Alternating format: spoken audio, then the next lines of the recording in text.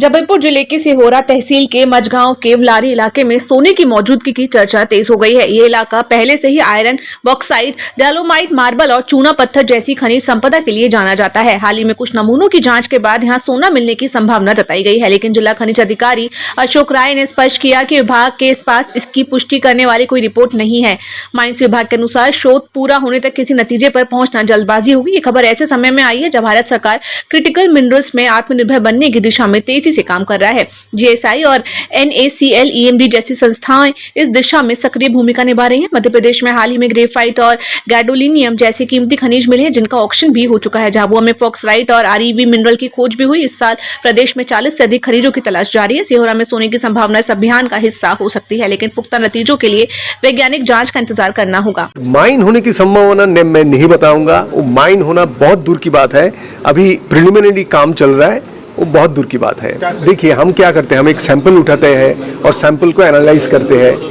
ये पहली तौर पे ये होता है, तो उसमें कुछ मिला है कि हाँ यहाँ पे गोल्ड हो सकता है, बस उतना ही। 100 हेक्टेयर में होने की संभावना है? नहीं, ऐसा नहीं बता सकते हम। We are not in that situation. ये बताने के लिए अभी भी बहुत टाइम लगेगा। ये माना जाए कि गोल्ड मिला है जबलपुर, ये माना जाए कि जबलपुर में गोल्ड मिला है। ये गोल्ड हर जगह पे मिलता है, लेकिन डिपॉजिट होने के लायक नहीं बता सकते हम। गोल्ड आप जहां पे भी जाइए मिलेगा, कुछ ना कुछ आपको मिलेगा, लेकिन डिपॉजिट होने के लिए जो चाहिए और वो बोलने के लिए विद कॉन्फिडेंस हम लोगों को बहुत काम करना बाकी है। तो उस पर भी काम चल रहा है? अभी काम तो चल रहा है, काम हर जगह पे चल रहा है। 450 प्रोजेक्ट हमारा मिनरल एक्सप्लोरेशन का चल रहा है सारा भारत में, ठीक है। तो उसमें से 40 प्रोजेक्ट मध्य प्रदेश में है।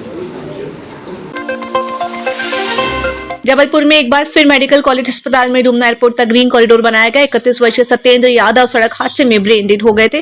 परिजनों ने स्वेच्छा से उनका लीवर और हार्ट दान किया, जो भोपाल और अहमदाबाद भेजे गए। परिवार का कहना है कि भाई किसी को जिंदगी देकर हमेशा जिंदा रहेगा। एंड मेरी माँ श्रीमती पुष्पा यादव, उनकी मेरे छोटे भाई सत्येंद्र कुमार यादव की जो पत्नी है, उनकी धर्मपत्नी Shrimati Meenakshi Yadav and me sir, सभी लोगों ने हम चारों पांचों मेंबर ने बैठकर एक समंजस करके सर हम लोगों ने मेरे पिताजी बोलने लगे, मेरी माँ बोलने लगी एंड मेरे सत्येंद्र कुमार छोटे भाई की वाइफ बोलने लगी एंड मैं खुद एक एजुकेटेड हूँ सर।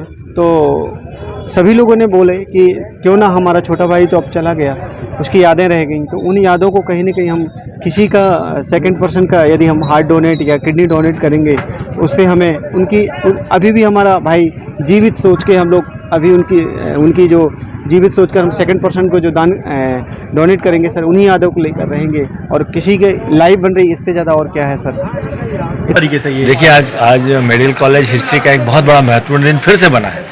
इस साल में तीसरी बार हुआ है ये।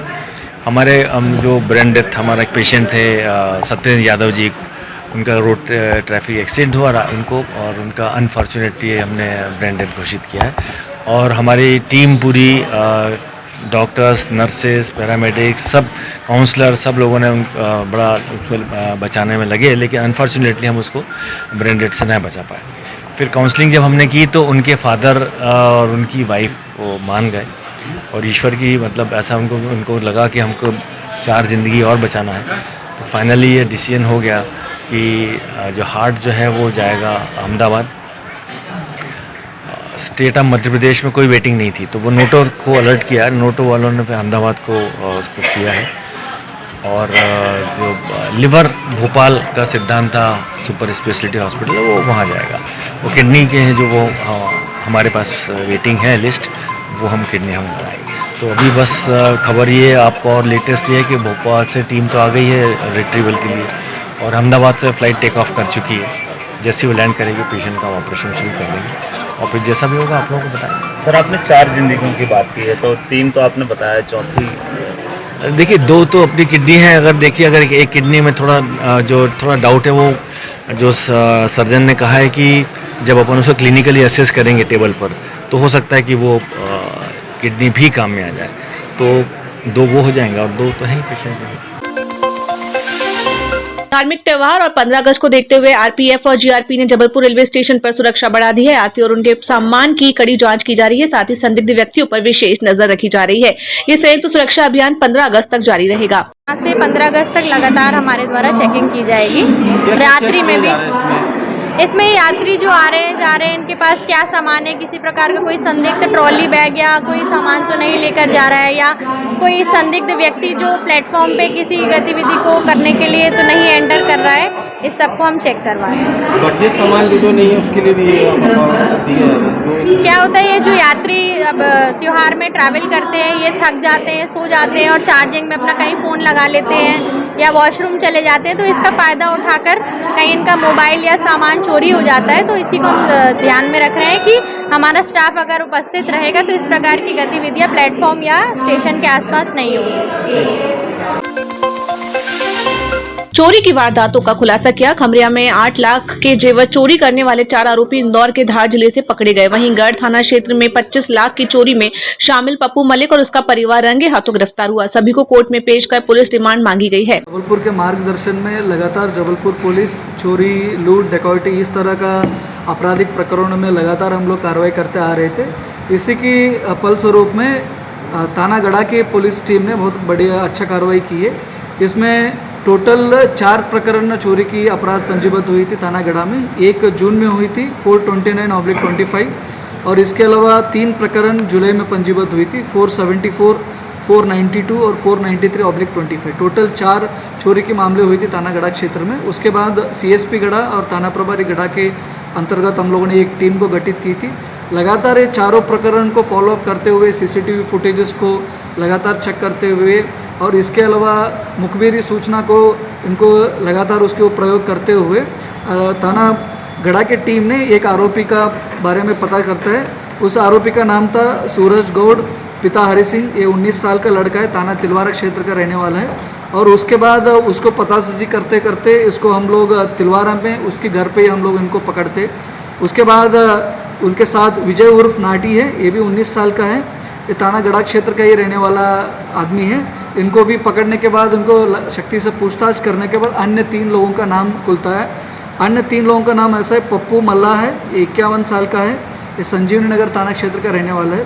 उसके साथ दीक्षा पटेल है, उसकी पत्नी है पप्पू मल्ला का, ये भी थाना संजीवनी नगर के रहने वाले। उसके बाद आर्यन मल्ला, ये पप्पू मल्ला का लड़का है।